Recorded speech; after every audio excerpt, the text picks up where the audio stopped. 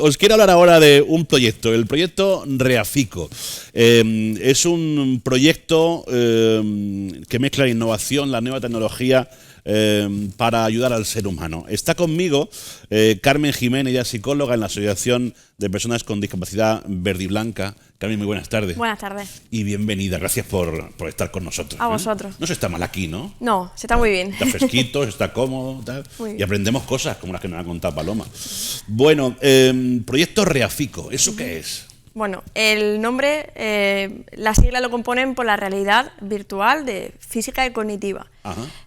Lo que trata de hacer el proyecto es utilizar un programa de realidad virtual, juegos concretamente, para hacer una rehabilitación cognitiva y motora física, propiciando la neuroplasticidad, es decir, la capacidad que tiene el cerebro para generar nuevas conexiones y para asumir capacidades cuando hay una lesión física, cuando había algún tipo de accidente cerebral que ha mermado las capacidades de una persona. Eso es en general lo que engloba el proyecto y el nombre de Reafico. O sea, efectivamente lo que trata de hacer es reactivar de nuevo nuestro cerebro, ¿no? Exactamente, se hace una estimulación cerebral a través de las actividades y basada en la repetición conseguimos que se vuelvan a activar circuitos neuronales que podían haber estado afectados por la lesión o utilizar otros que, aunque tengan otras funciones, pueden asumir capacidades que aún están útiles, se pueden volver a recuperar, y es un poco el trabajo de echar una mano. El cerebro, cuando hay alguna zona que no funciona, echa una mano y dice, venga, me voy a poner yo a trabajar y voy a utilizar, voy a hacer lo que tú antes hacías para poder seguir siendo funcional o teniendo la mayor capacidad posible. Hay que ver lo bien hecho que estamos, ¿eh? Sí. Cómo tenemos el cerebro que trabaja por lo demás, qué maravilla. Bueno, este es un proyecto que se está desarrollando con la ayuda de, si no me equivoco, de Fundación La Caixa, ¿no? Sí, así es. Bueno, ellos han tenido la gran suerte de confiar en nosotros hemos tenido la suerte de que ellos confíen en nosotros para sufragar parte del importe del proyecto, y gracias a ellos estamos pudiendo llegar a muchas personas y contar con el equipamiento necesario para ello. Que no suele ser un equipamiento barato también. No, ¿cierto? es una tecnología puntera y también de la última que se encuentra en el mercado, y al final, como en su origen está enfocada para el juego comercial, pues su precio es elevado, entonces una asociación evidentemente no puede hacer frente a ello si no fuera por ayuda externa. Y la universidad también está implicada, ¿no? Sí, la Universidad de Almería ha desarrollado el software, que es el programa que se emite, por así decirlo, a través de las gafas. Ajá. Y es muy interesante y muy necesario que esto sea así, porque con ese programa hacemos adaptaciones y hacemos actividades personalizadas a cada paciente. Carta prácticamente, ¿no? Prácticamente, sí. En los inicios de la realidad virtual como herramienta terapéutica se utilizaban juegos comerciales o juegos que todos podemos conocer, incluso mucha gente en los móviles juega para ejercitar memoria y un poco mantenerse activos, ¿no? Los crucigramas, etcétera. Sí. Esto está muy bien, pero cuando lo llevamos a un plano virtual, la velocidad o la cantidad de estímulos que puede tener un juego comercial no es compatible con algunos pacientes. Entonces es muy necesario poder tener un programa propio que se ejecute a una velocidad determinada, que sea atractivo visualmente, pero no estimule demasiado como para hacer perder la atención. Entonces eso, si no es con un software propio, es más difícil de lograr, y por eso es tan importante también la intervención de la Universidad de Almería. Qué curioso, ¿no?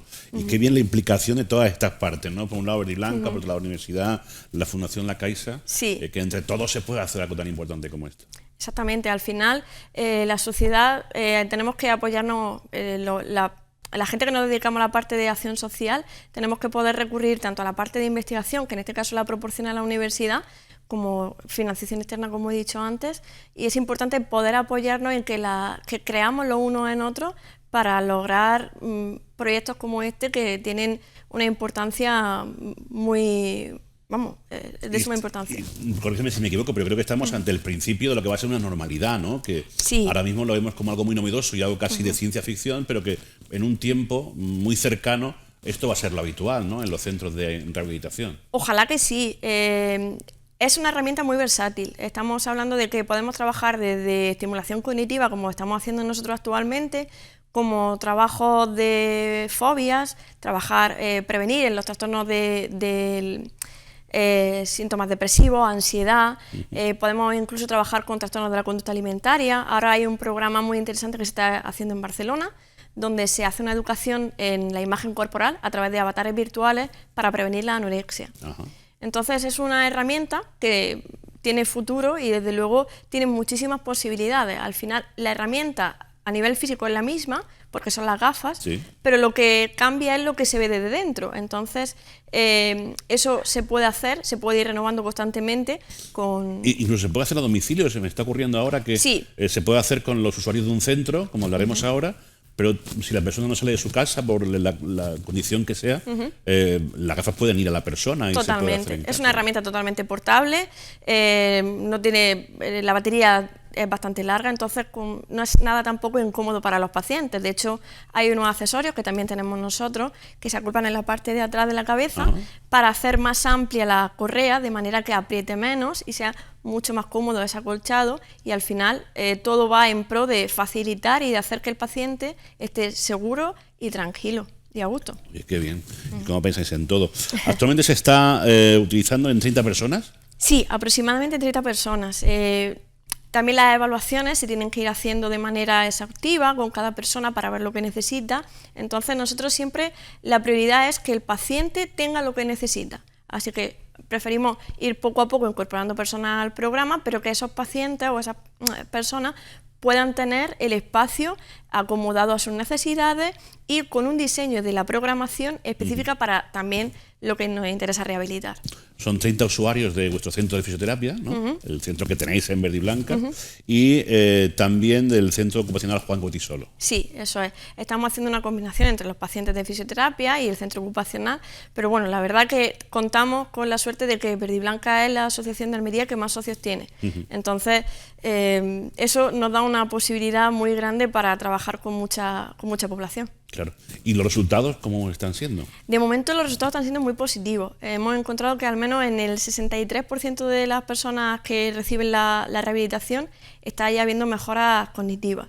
Al final lo que pretendemos... ¿Y en cuánto tiempo?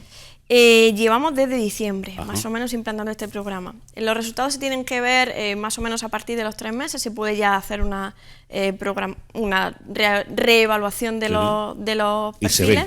Y se ven, efectivamente. Además utilizamos pruebas estandarizadas para evaluar esas capacidades. Y lo que queremos es que al final tenga un impacto en la vida diaria. Son pacientes que dependen de otras personas o que dependen al final siempre dependen de otra persona, en mayor o menor medida, pero dependen de otra persona. Entonces nosotros intentamos paliar esa dependencia en la medida de lo posible y sobre todo prolongar la autonomía de los pacientes. Así que esos resultados también se están viendo ya en ese día a día. ¿Y cómo reacciona el paciente ante este sistema? Pues es muy curioso porque hay gente que nunca ha tenido contacto con la tecnología. Claro. Y de pronto estás colocando una gafa de realidad virtual. Sí, al principio tuvimos algunos problemas porque algunos pacientes se mareaban. Es algo muy habitual. Normal. De hecho... Oye, que a mí me ha pasado, ¿eh? Sí. Incluso lo más normal es que se den pacientes que no tienen capacidad de movimiento, que tienen una movilidad reducida severa, pero incluso yo misma al principio cuando las probaba me mareaba, entonces es algo bastante habitual. Pero es cierto que hay pacientes que nunca han tenido ese contacto con la tecnología, pero se hacen muy rápido a manejarla. Es muy intuitiva, tu mano se ven representada en la pantalla, así que aunque tú te pones la gafa, eres capaz de situarte perfectamente en el plano y en el entorno visual de la gafa y guiarte a través de las manos. Entonces ellos prácticamente estoy pensando en concreto en una paciente que prácticamente en 2 sesiones ya dominaba moverse por el espacio virtual y lo hacía muy bien. Qué bueno, ¿no? Sí, es muy intuitivo. Esa es otra de las ventajas, aparte de que una vez que te pones las gafas, el mundo que hay a tu alrededor desaparece. Esa capacidad inmersiva que tiene la gafa de realidad virtual es otra de las ventajas que tiene la rehabilitación, porque el cerebro realmente cree que está en ese entorno y no donde estaba antes de ponerse la gafa. Y eso es lo que hace que la rehabilitación tenga una gran efectividad. ¿Y los familiares de estas personas? Pues ellos están muy contentos también. También lo que intentamos, para facilitar el aprendizaje, para facilitar esa estimulación que te comentaba antes, es muy importante que en los días que hay sesiones haya o se intente que haya un ambiente más relajado, que haya un buen descanso del paciente para consolidar ese aprendizaje a nivel neuronal. Entonces siempre tenemos una intervención continua, tenemos un contacto continuo con los familiares de los pacientes para asegurar ese descanso, para asegurar también un poco que haya menos niveles de estrés, que no haya que acudir a ninguna cita médica o que no haya que hacer algo para que el paciente esté lo más tranquilo y tenga todo su sentido en lo que tiene que tenerlo, ¿no? Además, también estamos haciendo paralelamente a la intervención cognitiva un registro a nivel emocional sobre cómo los pacientes pueden sentirse tras las intervenciones. Ten en cuenta que muchos de ellos pueden llevar años o tiempo sin poder mover las manos, las extremidades en un plano físico. Entonces, cuando ellos ven las manos en la realidad virtual, que pueden ejercitar, pueden mover todos los dedos y pueden para arriba, para abajo, eso es algo a nivel emocional, tiene un impacto brutal. Imagínate. Entonces, estamos también teniendo una correlación con los familiares para ver si efectivamente a lo largo del tiempo hay una mejora emocional o hay al menos una estabilidad emocional en los pacientes. Parece tan fuerte lo que me estás contando, de verdad. Es que parece de película, pero es la realidad y está ocurriendo en la Asociación Verde y Blanca, gracias a esta financiación de la Fundación La Caixa. Qué importante es la financiación. Muy importante. Sin esa financiación esto no se podría hacer. Esto quiere decir que es importante que Fundación La Caixa siga confiando en Verde y Blanca para que pueda continuar con el proyecto. Sí, ¿no? sí, es muy importante. Nosotros, como te he comentado antes, sin la financiación no podríamos hacerlo. El equipo es costoso, el diseño del software también y, por supuesto, en este caso en concreto necesitamos que haya profesionales alrededor que puedan detectar esas necesidades que te he comentado antes y poder trasladarlas. Nosotros estamos en continuo contacto con la Universidad de Almería para hacer unas modificaciones o para ver si hay alguna mejora que podamos aplicar. Entonces, es un equipo multidisciplinar en el que trabajamos todos y sin la financiación sería completamente imposible. Claro que sí. Bueno, pues estamos encantados de que nos hayas contado cómo funciona este proyecto, en qué consiste. Y sobre todo de saber que hay tantas personas que lo están disfrutando en el amplio sentido de la palabra. Es decir, que están disfrutando cuando se colocan esas gafas y son capaces de interactuar con esa realidad virtual, pero sobre todo además que están evolucionando favorablemente con su uso y con esta terapia y en este programa, cosa que nos alegra. Y nada, solamente me queda, Carmen, agradecerte que hayas venido a contarlo y darte la enhorabuena. Pues muchísimas gracias a vosotros por dedicarnos a este espacio y hacer visible algo que es tan importante como las necesidades de las personas con discapacidad y con enfermedades crónicas que sin duda necesitan una voz y necesitan que se piense en ello. Claro que sí. Y a la Fundación La Caixa decir, por favor, que no abandonen este proyecto. Exactamente. Que sigáis ahí financiando para que sea realidad y para que no solamente 30 personas se beneficien de él, sino más personas en próximas ediciones. Carmen, muchísimas gracias. A vosotros. Ya sabes el camino, ven cuando quieras. Muy bien, muchas gracias. Vale. Oye, ¿te has pensado alguna vez en meterte en política? No. No entra dentro de tus planes. De momento no. ¿No? ¿Y alguna vez has pensado, por ejemplo, ahora que ha habido elecciones autonómicas en algunos sitios, aquí elecciones municipales, pero ya hay convocadas elecciones generales? Sí. ¿Tú te has imaginado en el sillón del presidente del gobierno, por ejemplo? No.